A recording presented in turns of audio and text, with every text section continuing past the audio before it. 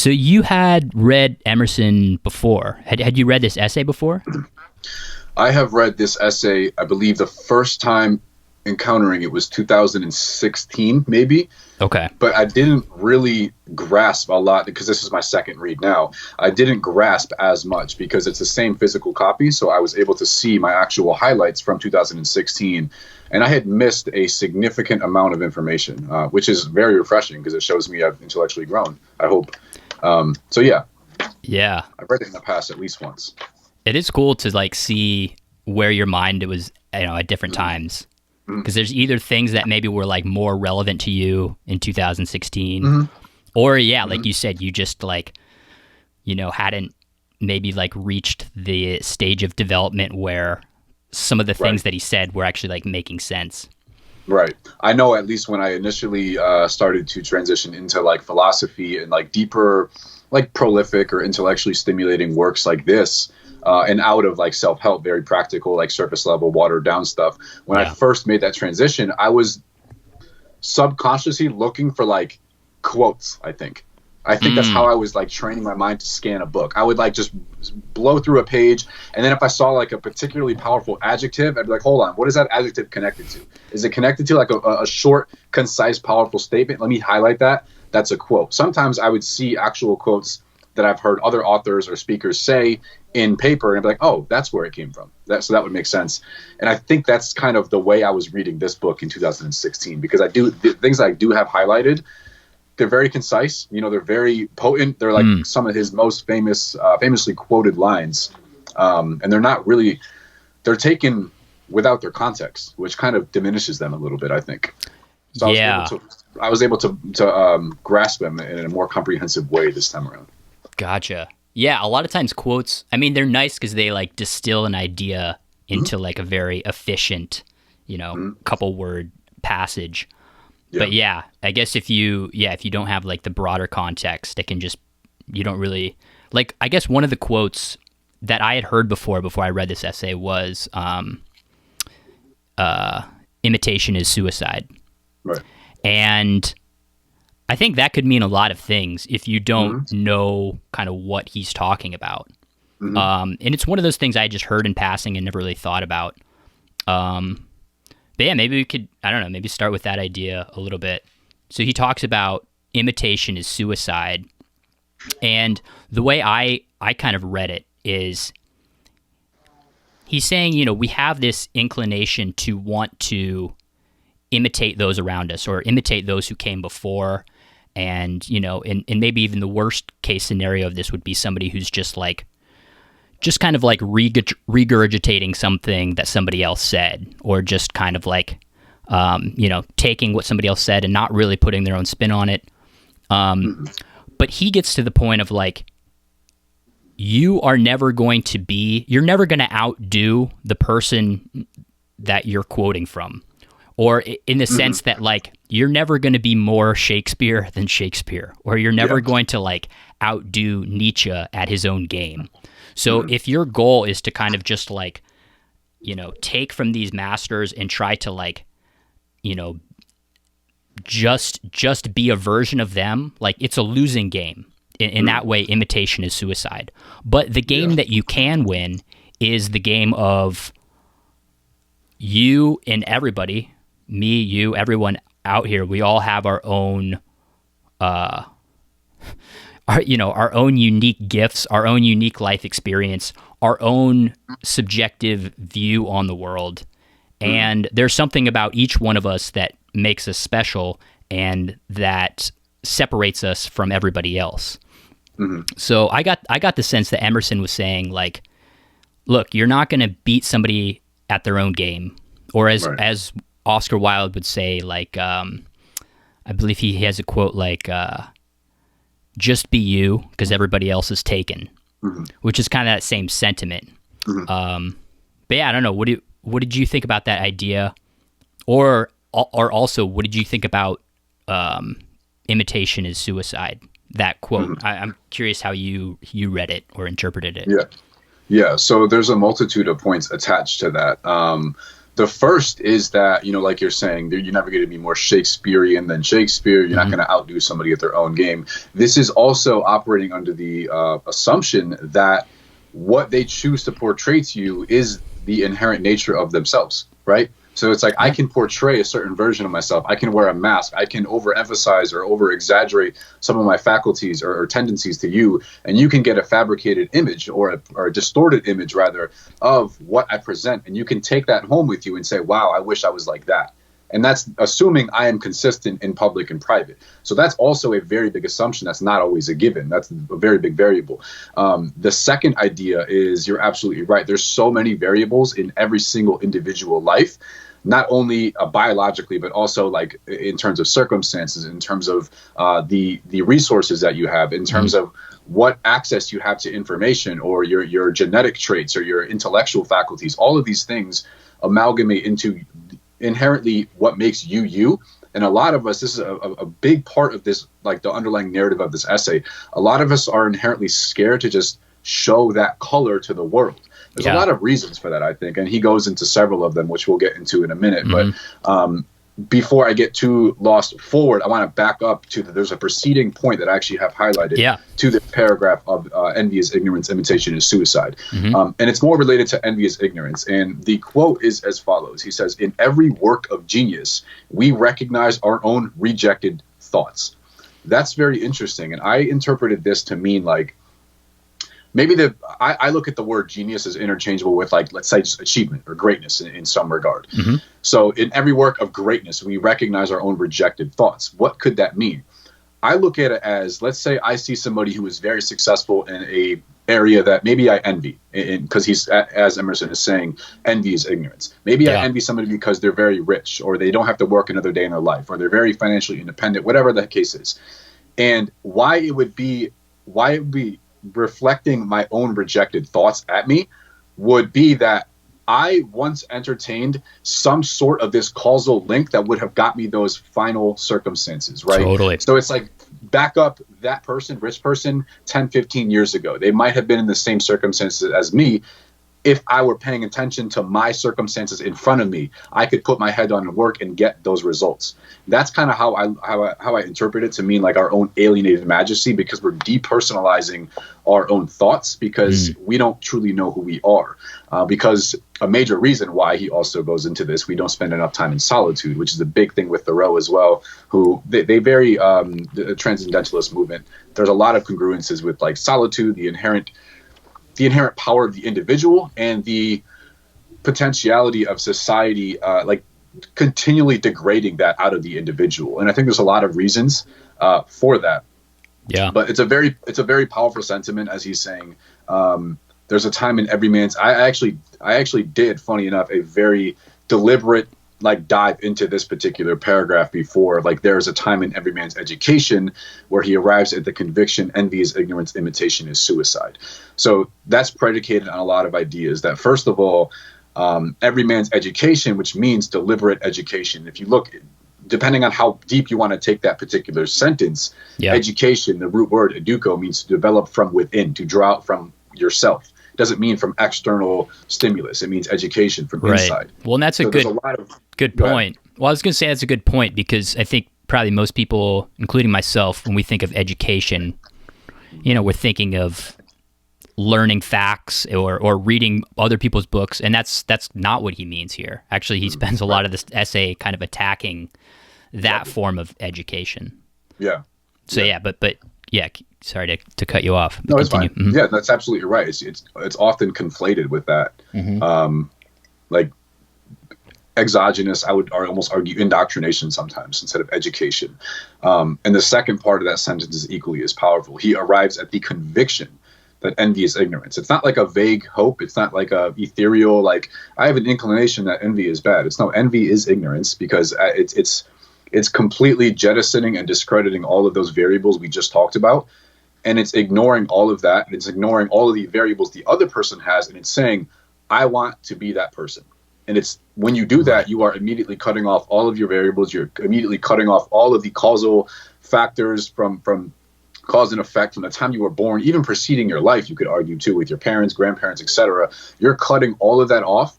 And you're just saying, you're burning that wick, you're burning those strings dry, you're just trying to jump on another timeline. It doesn't work like that. So that's why I think it's like symbolic to represent suicide, because you're ending that link.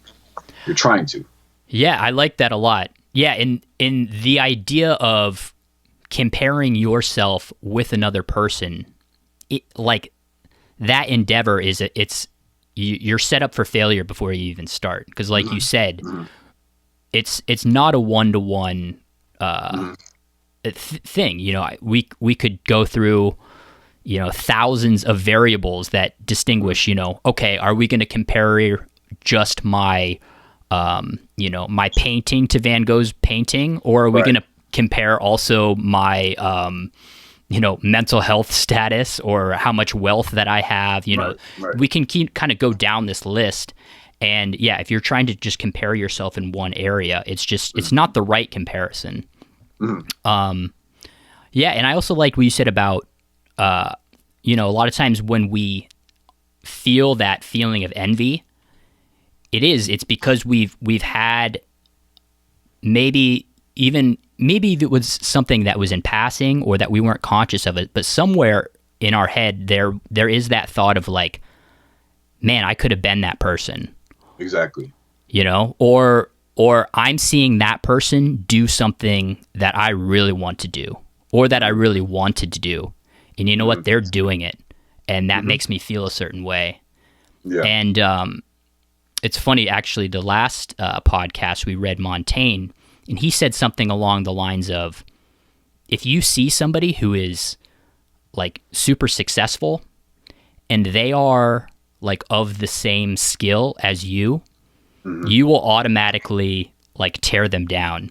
And I think that it kind of gets into the same thing, because, you know, say here I am working my 9-to-5 job, and I see somebody out there who's like super famous doing something that, you know, I'm just as capable of doing, but I didn't go after it. That makes me kind of confront that person and say, oh, that person sucks. They're a hack. Like, you know, they're not good. But really, like, their skill level might actually be the same as mine. But the reason that I'm kind of coming down on them with all that brute force is because of that, like, envy and that, you know, that mirror that has been held up in front of me. Yeah. I think that's a very good indication of like people's character too, because you could just as easily, you could argue that phenomenon could just as easily elicit admiration and not envy. So that's a very good distinction. It's like if you see someone that could inspire hope within you to just say, wow, he's no different than me. I'm going to go. That's going to encourage me and inspire me to do more. Whereas a lot of people, I think, and I've definitely noticed a pattern in myself, I'm not projecting, but a lot of people, I think, have this susceptibility to just automatically like express that as projecting a negative manifestation of that phenomenon, to say envy, to say bitterness, to say jealousy, to attack other facets of their character. Oh, they might be richer than me, but they're not in better shape than me. Oh, they might be this, but I'm better. It's like comparing like that. I think it's to make yourself feel superior in one way, because your ego has been attacked from that level of like, from that discrepancy of you guys have the same skill, but the circumstances and results do not match. Totally. Well, and I've also noticed in myself that my ability to feel like happy for somebody versus feeling jealous or envious of them has more to do with my own kind of where I am in my life, or kind of, you know, if I'm living in a place of kind of fear and lack, or a place of scarcity, I'm much more kind of prone towards jealousy or envy. But if I'm kind of living in a state of abundance and I'm kind of happy with myself and I'm happy with where I am in my life, when I see somebody else succeeding, I'm more likely to be like, fuck yeah, man, like, good for you. So yeah, it's interesting because I think some of it has to do with the person and where they are, you know, looking out on that other person. Yeah, absolutely. And before we leave this one point, this line just like shook me when I read it. This is immediately after in every work of genius we recognize our own rejected thoughts. Emerson says, great works of art have no more affecting lesson for us than this. So essentially, this is the purpose of great works of art. They teach us to abide by our spontaneous impression. Like, so I look at that as to not censor, not attenuate, not enervate, not dampen, not adulterate your inherent like expressions or inspiration when you see something. So I think that's the discrepancy between the responses of this. So like if you see somebody like wildly successful or like prolific in their own regard or very, very competent, and you are inspired to, again, what does he say? Abide by your spontaneous impression. What would the impression be? I would think, honestly, achievement, aspiration, ambition, motivation. I think that's the inherent spontaneous impression. But a lot of people neglect that. They repress it. And I think that manifests in envy, jealousy, bitterness, attacking their character, etc. So I think that's a very good statement. Great works of art teach us to abide by our spontaneous impression. Yeah. No, that's really good. He also kind of gets into and this is maybe a tangential idea, but he gets into the idea that,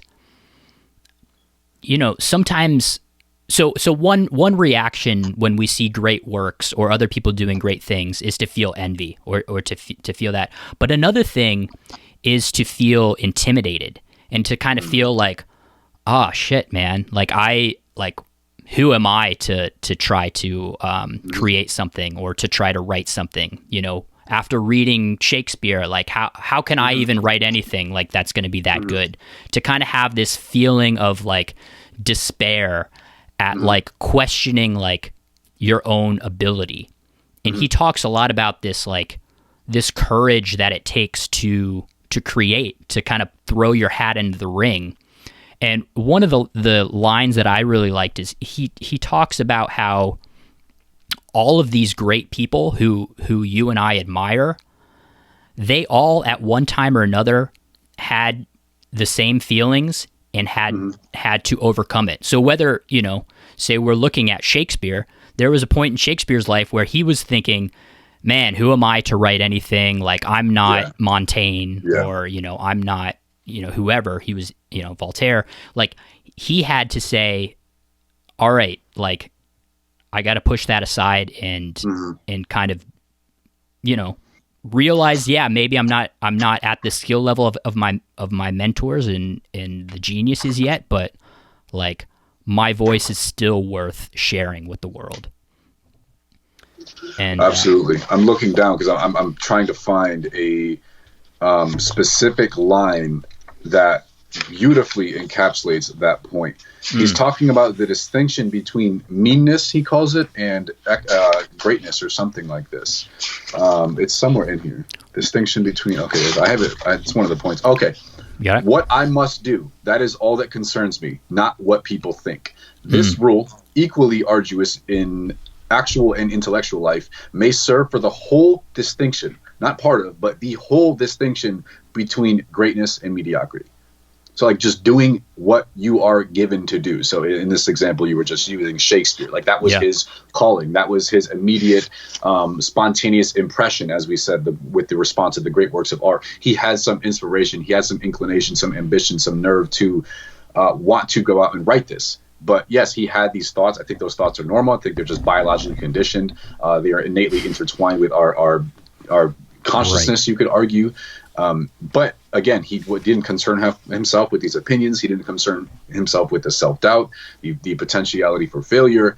He just did his work. He did his duty. And I think that, again, in Emerson's words, is the entire distinction between greatness and mediocrity. I thought that was a really powerful line.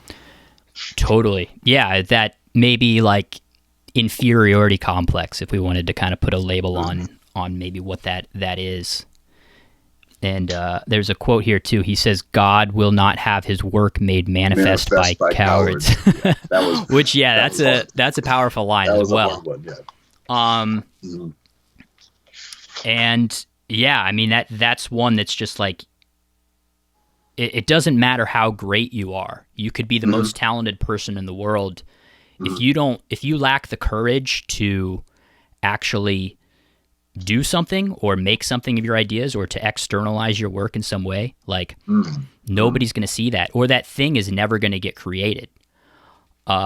So, I mean, a lot of it a lot of it comes down to courage.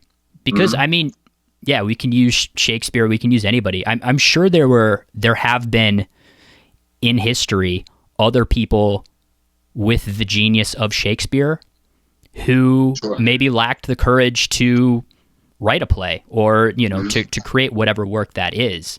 So you have to, I think what he's saying here is you have to have both. You have to not only, not only have something to say, but you also have to have the courage to say it. Absolutely. Absolutely. And I think your first three sentences, they were all along the lines of creation. You said you have to make something, you have to externalize, you have to create. That is a extremely important distinction. So much so I reserved an entire discussion to this particular topic about like creating, what I described it as is like the discrepancy between criticizing and complaining. So a lot of people, they have their own inherent beliefs, their thoughts, their ideas, but they don't want to be criticized. There's a lot of reasons behind this. Again, I think a lot of it is biological. Some of it is enforced by society, but what have you. A lot of people have these ideas, but they're afraid to speak them because of criticism. And what they will do instead, they will like adopt this pseudo intellectual mask of playing a contrarian. So, for example, if you espouse a point, if you just inherently speak what's on your mind, you speak your beliefs as raw as possible on whatever subject it could be politics, it could be wealth, whatever it is. And all I do, it's very, very insidious when people do this. If all I do is just, first of all, critique your points, or this is even more intellectually lazy, is I just provide the alternative. I just flip it on its head and I say, okay, if you say 1, I say -1. If you say 10, I say -10. I'm not creating anything. That is a process of deduction. I'm not actually espousing my own beliefs. I'm not putting anything on the line. And I'm just like inverting the color of your argument and saying, what about this? I'm not creating anything. And further, even if like my inversion of your argument gets attacked, I have no connection to it. I can be like, oh, I was just saying what if, right? So therefore, I'm kind of saving myself with this mask, with this barrier of like, if somebody attacks it, if it's criticized, if it's incontrovertibly false, if it's just not true, somebody can attack it. And I'd be like, oh, whatever, it's not mine anyway. I'm just flipping his argument. Oh, okay, what about another theory? So I drew this distinction to mean like, it's fine if people don't agree on something, but if you criticize something without providing an alternative that is original, that is your own, it is nothing more than complaining. And that's not useful in any conversation. Right. Well, it reminds me of there's a book called The Artist's Way by this woman, Julia Cameron. And she makes the point that a lot of critics, and art critics in particular, are blocked creatives. So people who, for one reason or another, you know, either lacked the courage or whatever, decided to not create, have kind of put themselves in a place to just judge the art without actually creating anything themselves.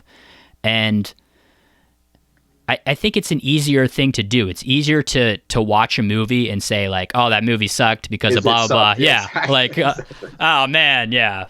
The new Marvel movie, like it sucked because of this. Well, it's like you make your own movie, like exactly. You know. But it's much harder to, and I think she also makes the point that the people, the artists or the people who are creating, they realize that it's hard to create and it's hard to make art or make movies or whatever domain we're talking about, and a lot of times they are much kind of nicer when it comes to critiquing other people's art and work. You know, so it is a fascinating thing. Like when you look at the most critical people, they a lot of times are not doing the thing that they're critiquing. So like a lot of times it's not like other movie makers who are super critical of movie makers. It's like somebody who's not a movie maker who is like, oh, that sucks, I could do better. but they never do. But the people that actually do it, I think you gain a certain respect because you maybe start off with that kind of like maybe arrogant attitude of like, oh, this sucks, I could do better. And then you start making your own movies and you start to gain like oh shit, this is actually really hard. Right. And you start to get a little softer in your criticism. Yeah. Yeah. I know that was how I can definitely identify with that with writing for me. Mm-hmm. I think before I started writing myself, when I would read books, especially shitty books, I would just, I was super critical. And then I started writing. I was like, writing's hard, man. Mm-hmm. So now, I don't know. I think it's softened my my critic a little bit. Yeah. Yeah. I mean, that makes sense. That makes sense. And it's like, I wouldn't even say softened. I don't even know if that's necessarily the most like appropriate word. I think it's more so that's like you're just putting things into more proper perspective. So I think the person who's like overtly critical, overtly just like a contrarian, overtly just deductive and attacking everything, they'll never validate anything.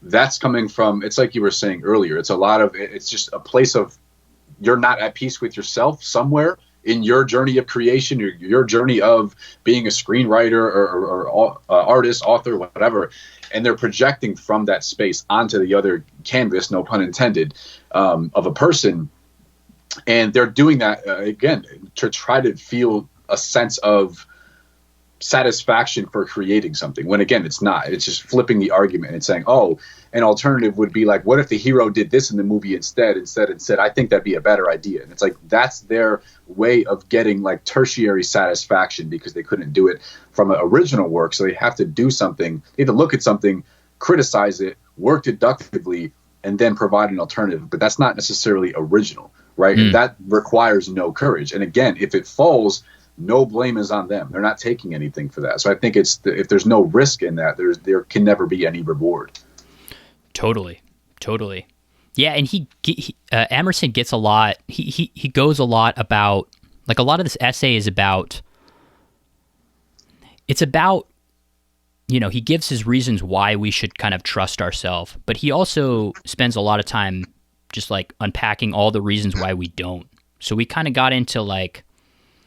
There's this envy that gets brought up. We kind of feel intimidated or lack the courage to start. Another one he kind of gets into is we have this fear of contradicting ourselves. And I think he calls it consistency. We have this need to be consistent with the people we were yesterday. And that, if I've kind of presented myself to the world in one way, and maybe I've said certain things up until this point, if today my kind of true self, my inner constitution is telling me another thing, I might abandon or not listen to that voice because it's not consistent with this person that I have been up until this point. And he goes as far as to say, don't worry about that. Like, don't worry about contradiction, which this kind of baffled me. I maybe not the idea as much as how strongly he puts it. And maybe I'll pull up some quotes, but here we go. He says, "A foolish consistency is the hobgoblin of little minds." And then later he says, "Speak what you think now in hard words, and tomorrow what tomorrow thinks in hard words again, though it contract everything you said today." Or excuse me, though it contradict everything you said today.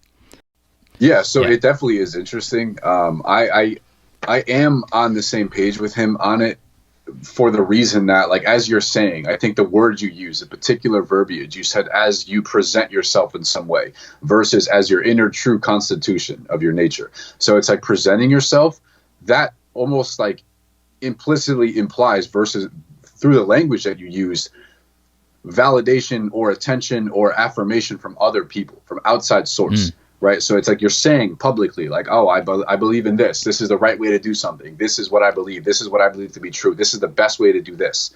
Yeah. And then in private, you're learning, you're studying, you're introspecting, you're doing all this self-analysis, you're undergoing character change. I think it's intellectually honest to potentially change different routes, because that shows you've either grown, that shows you've looked at something from a different perspective. It shows a more comprehensive life worldview on something. So, and I think this made me think of a quote, or like a saying, an axiom. I don't know who said it, but it's like, if you always speak the truth, you never have to remember anything. I always love the idea behind that, because you don't have to uphold any image of something that you told somebody a week ago because you were lying, or you wanted to exaggerate some sort of some aspect of your character or a faculty or whatever it happened to be. If you always just show up as you are in public and private, and just say what you believe, as he's saying, what does he say? Something with like cannonballs. Words as hard as cannonballs, and tomorrow speak what tomorrow thinks in hard words again, even if it contradicts itself. Regardless, you're showing up as your most authentic self in every single present moment. I think it's a very difficult way to live, but I do think it's very admirable. I think it's very noble, and I think it's very mature and intellectually honest to do that. Because, like I said, you're not going to believe one thing and just retain that belief until you are, old age, unless you're just operating under a lot of cognitive biases and confirmation bias. Right.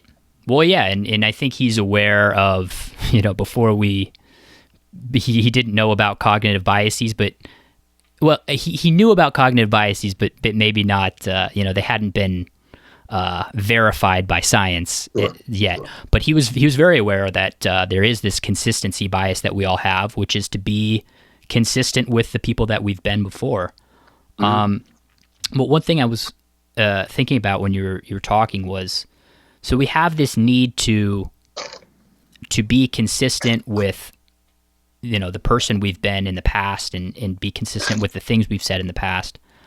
But there is also something he talks about where we should strive to kind of be the same person around everybody. Or try to be our real self, or our authentic self, not only in solitude, but also in society. And I think that's one thing that is very difficult. I think he says at one point, he says something like, it's easy to be yourself in solitude, and it's easy to do the things live amongst the world as when you're with people, but this true something genius keeps the sweet balance of both, or something. I know what you're talking about. Yeah. So he's saying, it's easy to do while you're by yourself. It's easy to be your authentic self when there's nobody around, but can you do it amongst other people? And I think that's the real question, the real challenge. Because, and this got me thinking a lot. I've been thinking a lot about celebrities lately, and influencers, and just kind of how strange of an existence that is. And I think part of the reason is, not saying it's true for all of them, but in a lot of these instances, they're having to kind of like play a part, and they're having to kind of like be a false self for the world, or for the camera.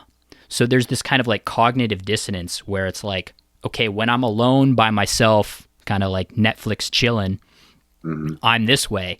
But when, my social media, my selfie stick goes on, I'm this like peppy, like YouTuber or whoever. And it creates this weird cognitive dissonance. And he even says something along the lines of like, anytime you act inconsistently with your own self, or your true self, or your true constitution, you move further and further away from it, and you start to lose who you actually are.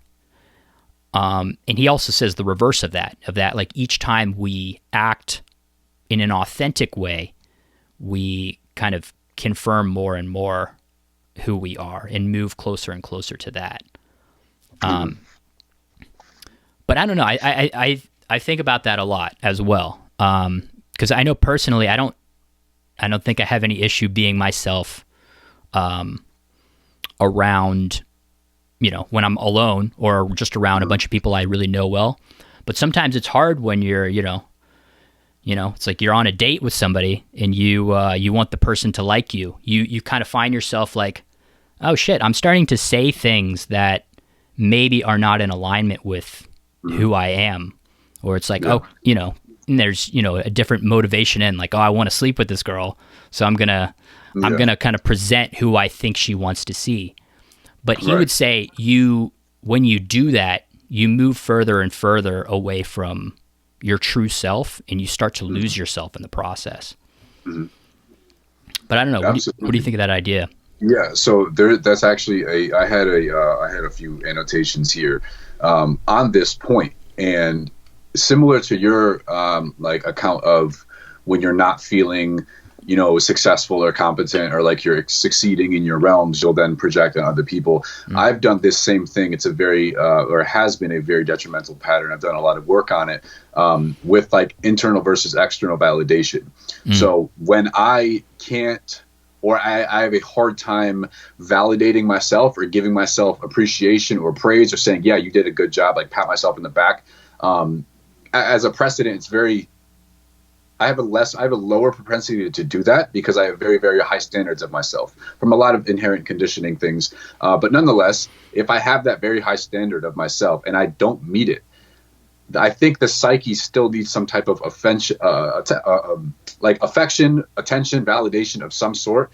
So when I can't validate myself, I find myself gravitating toward, like, furtively and very, very insidiously trying to do things to get validation from other people, like pointing out my achievements, pointing out something I did really well, like steering the conversation to make it about me. If somebody brings up an example of something, I'll retaliate, or I'll respond with an example of my version of that story. Like if someone says, oh, this thing happened to me, I said, oh, that reminds me of when this happened to me. Like, that's a weird way of making the conversation about me. I've noticed myself doing that when I'm in periods of my life, like under a lot of stress, or I can't validate myself, or I'm not doing as well as I want to be, or I'm not as competent as I want to be in a particular realm. And if I don't validate myself, I'll find myself doing that in other people. But with rudimentary observation, you'll conclude it's very shallow, it's very transitory. No matter how many people do it, no matter how many people validate you, no matter how successful you get at doing this, even if they're not aware,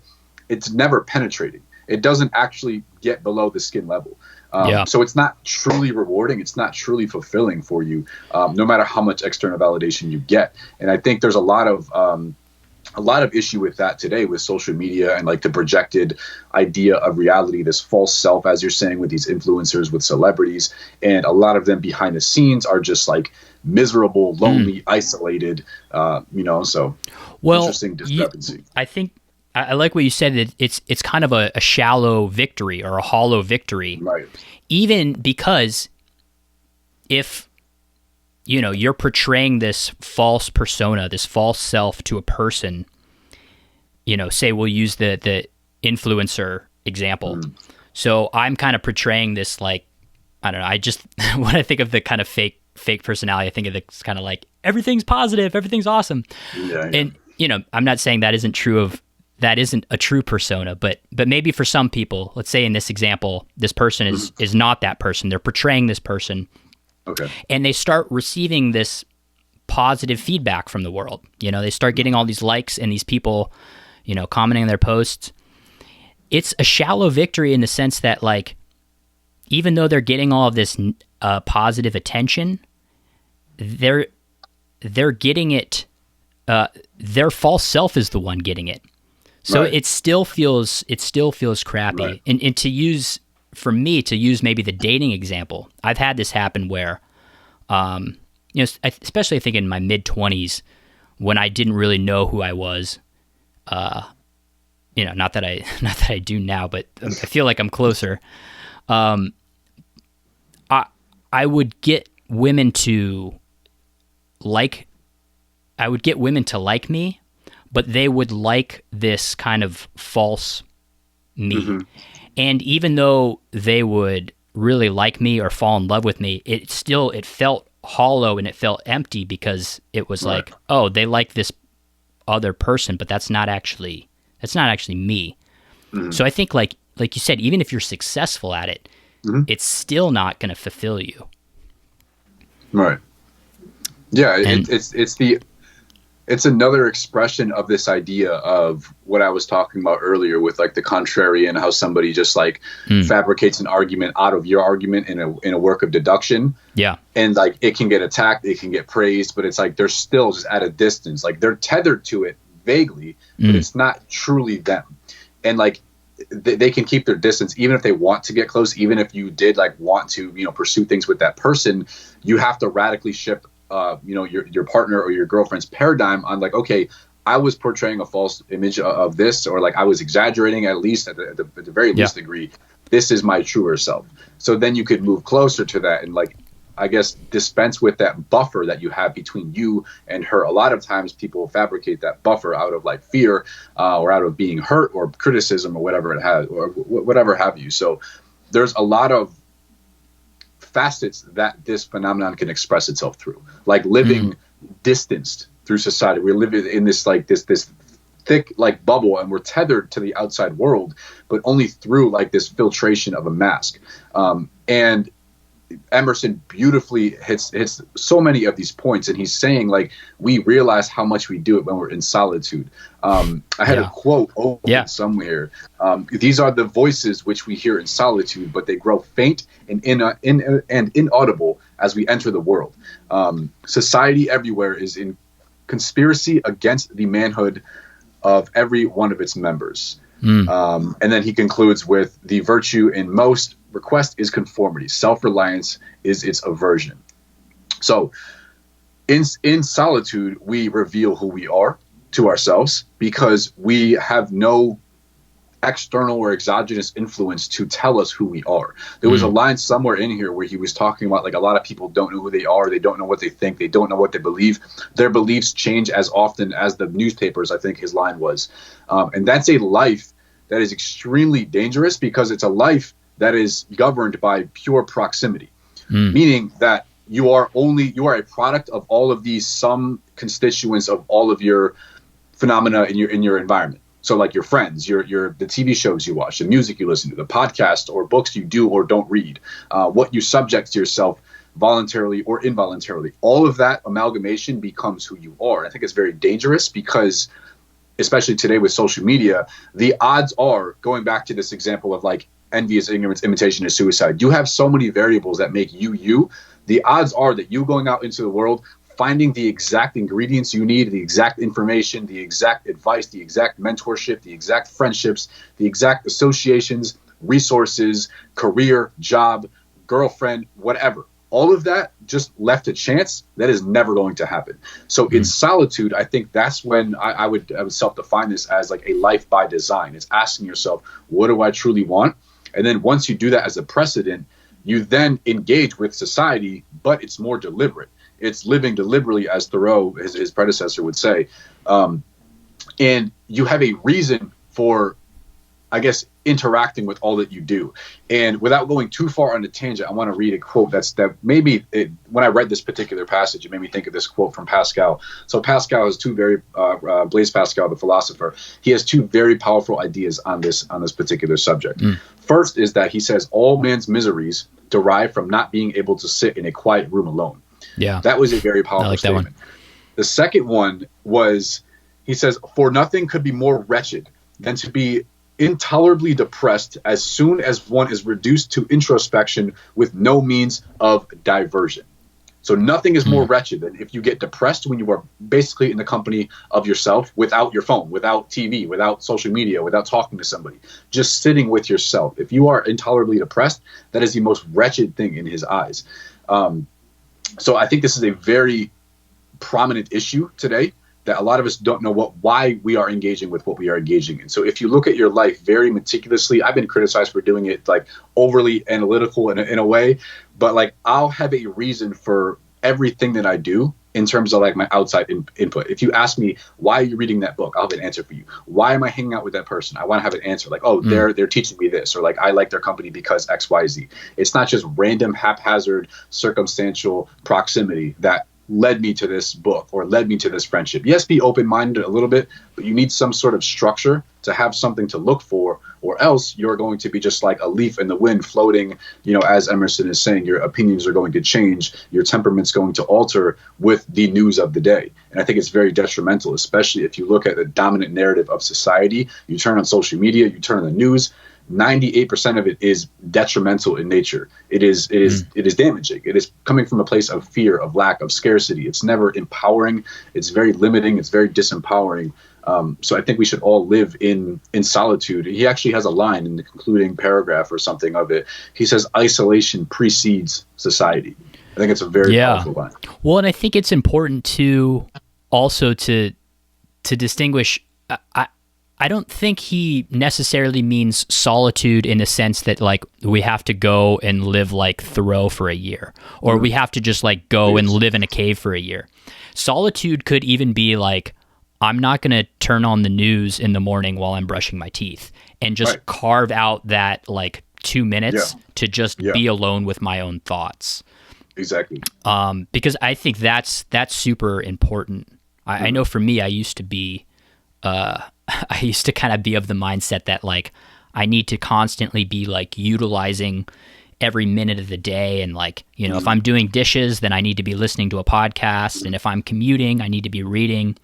But yeah, I've moved much more away from that in the sense that like there is something very natural and useful about just letting your mind wander or having some time to be bored. I mean, I know that's something that, like with our smartphones, it's very hard to be bored. Right. It used to be that if you were waiting in line at the bank, you would just wait in line and like your mind would wander and maybe you would think up a business plan or something. But now it's like, okay, I've got 5 minutes to wait in this line. I'm going to check my email. Consume. Yeah.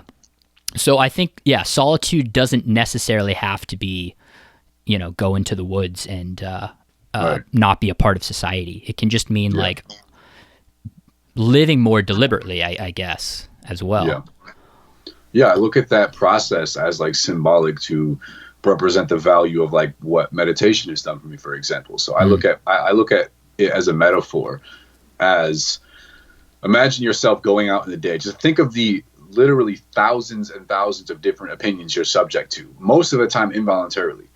Like you'll hear a ad on the news, or you'll hear an ad on your radio, or even something on Spotify or Pandora, whatever. Just the ad. Just you didn't choose to be subjected to that information, but like it was just inundated at you. You were just blasted.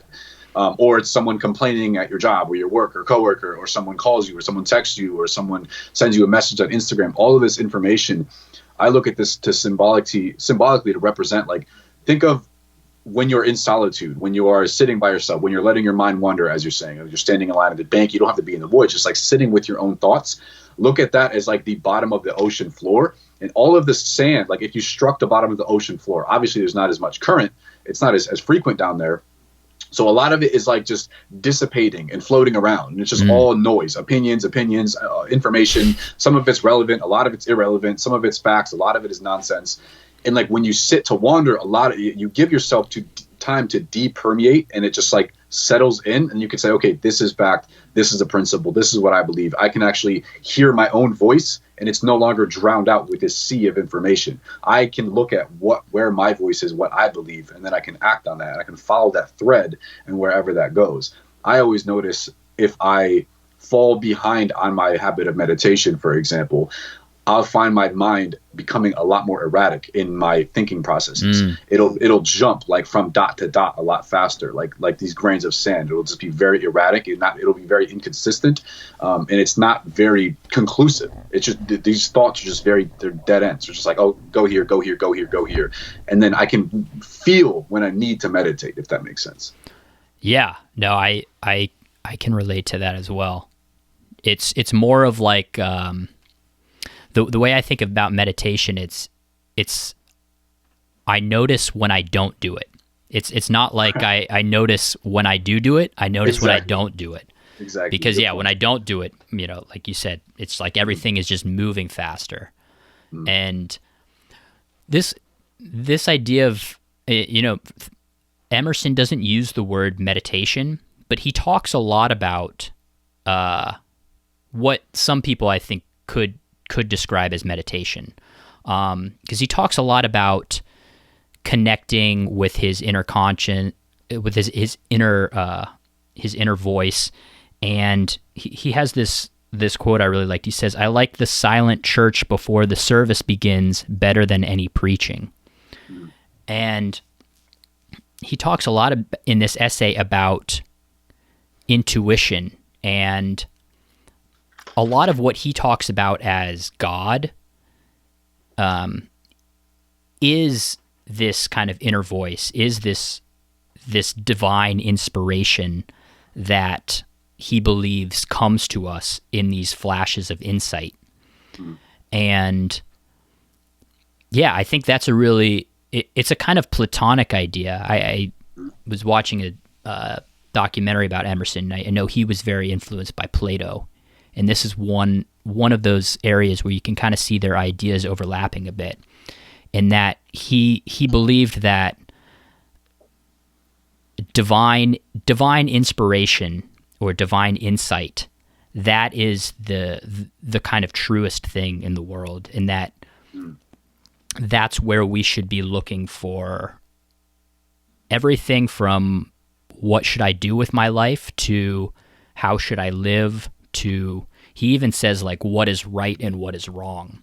And I think there's a passage in here where he says something along the lines of what is right is what is in accordance with my inner constitution, and what is wrong is what is not. So I don't know. This is one of those ideas where I feel like I can go with him about halfway, but I kind of maybe get off the train when it gets super far. Because one of the I guess counter arguments to this kind of philosophy is he brings it up in the passage. One of his friends says, and maybe I'll read the quote. His friend says something along the lines of, well, what if your kind of inner voice is telling you to do something bad or kind of devil-like? I think he says, my friend suggested, but these impulses may be from below, not from above. I replied, they do not seem to me to be such, but if I am the devil's child, I will live then from the devil. So he's kind of saying there, like, all right, well, even if this kind of inner voice, these impulses are telling me something evil, like, I'm still going to follow that. So I don't know. I that's maybe a little sociopathic. Well, yeah. Well, it makes me think of sociopaths as well, because, I wonder, like, a psychopath or sociopath, if they're kind of doing what is in accordance with what their inner voice is telling them, like, it might be telling them murder that person, So I don't know. It sounds like Emerson would say, well, that's your truth, man. Like, go do it. Go do it, bro. And maybe not. I mean, he's not here to defend himself, but that's kind of how I read that passage. Did you read it similarly? That he's kind of saying, I had what I was going to say, what page? I have a different version. Yeah. I remember reading something of that. Okay. Good and bad are but names, very readily transferable to that or this. The only right is what is after my constitution. The only wrong is what is against it. A man is to, I really like this line, a man is to carry himself in the presence of all opposition as if everything were titular and ephemeral, but he. I must have read over the whole, like, if I have malevolent ideologies, it's an extension of the devil, so be it. I'm still living consistently with my nature, so I'm fine. I'm still a noble individual. If that's the way I read it, or if that's the way I saw it on paper, I would disagree with it very heavily, because, like you said, it's very. At what level do you draw some sort of another threshold? You have to have some sort of a threshold or some sort of justification on, like, an ethical or moral obligation to other people as well. You can't just say, like, oh, it's consistent with my nature, therefore I acted on it. Like, again, very sociopathic, very slippery slope. but I get the intention behind like good and bad. It's like inherently rejecting like unexamined moral systems, right?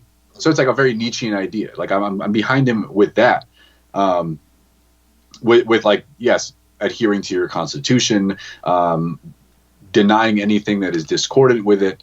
I'm with him on that, but I wouldn't take it similar with you. I wouldn't take that train that far. I would not come down that line. Well, and I think it's a fine line, because a lot of what he is saying, when this comes to ethics, is he is saying, what is right is what is in accordance with my constitution. What is wrong is, and I think that's fine if your constitution is in check, but what if it's not, or what if there are conflicts? And I mean, I think that is a lot of where morality kind of comes into play.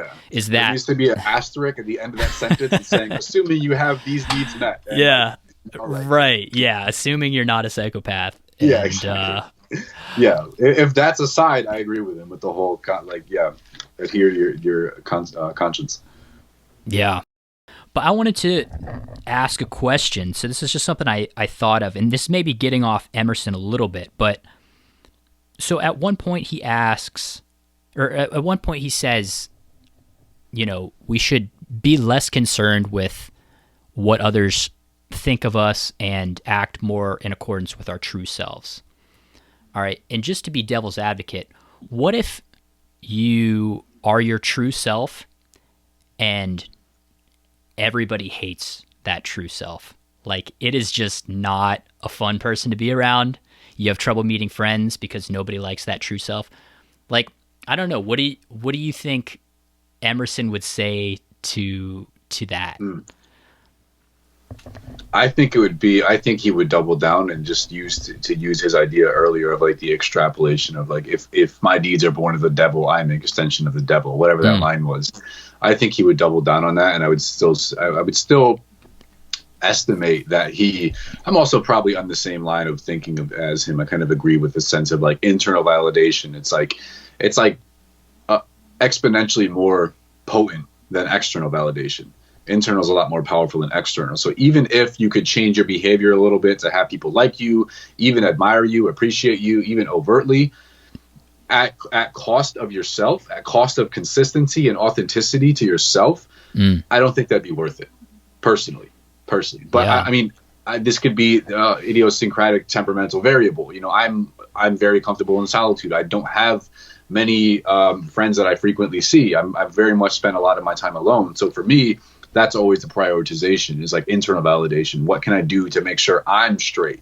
And it's like, once that's set, I can then hang around other people and be sure that I'm actually present and I'm not manipulating conversations for me to get attention.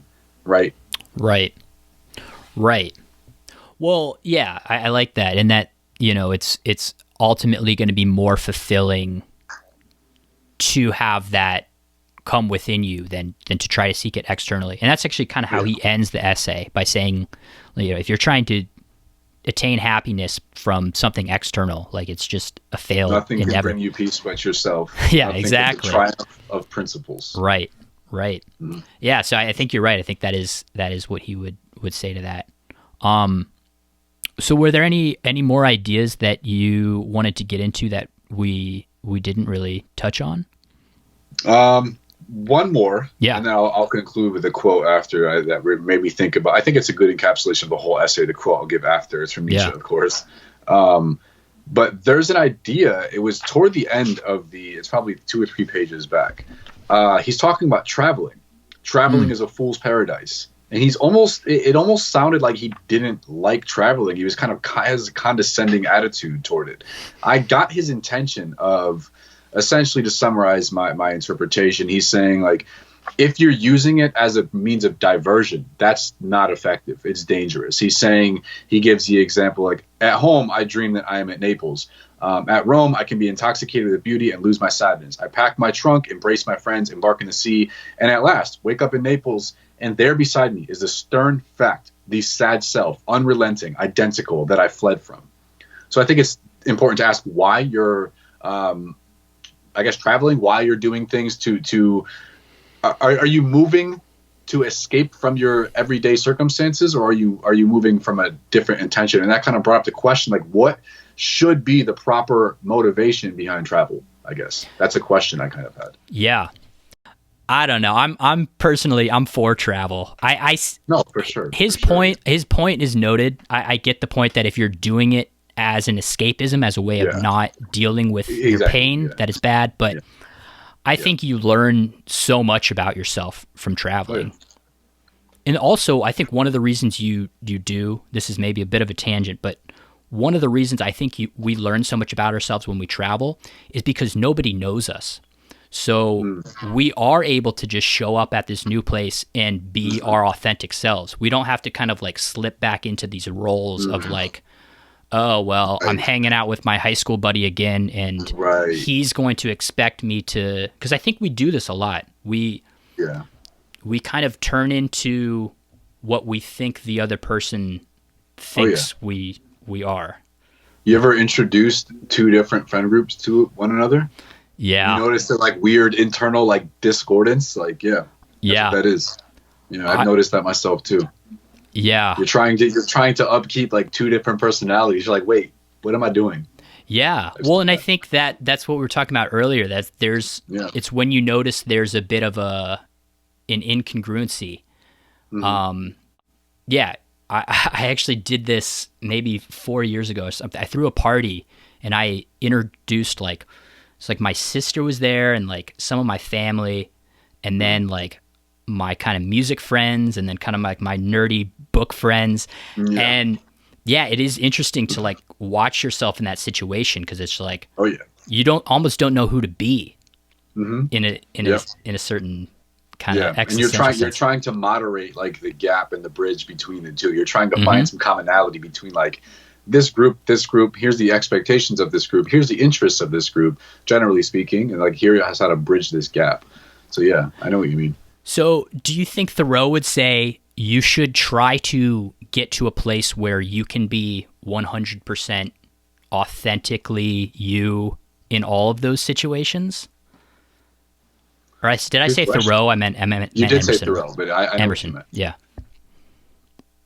meant. I would probably think so. I think that's the ideal. Now, do I think it's practically attainable? Not really.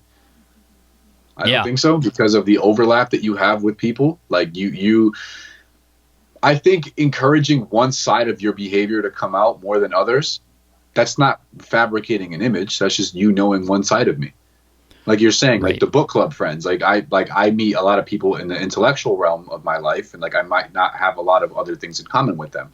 And just because I'm my intellectual persona when I'm with them, I don't think that's fabricating. I think maybe it's a partial view of me, but that makes things more like, it makes things run more smoothly, and it makes things more enjoyable for both parties.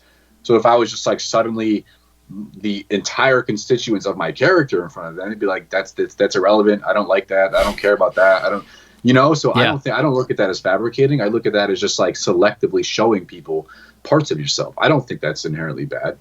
Well, yeah. And there's also the element that like certain people bring out different parts of your personality. Exactly. And to call, right. So I don't necessarily think that like, when I'm with these certain friends, they kind of bring out this like goofy side of me.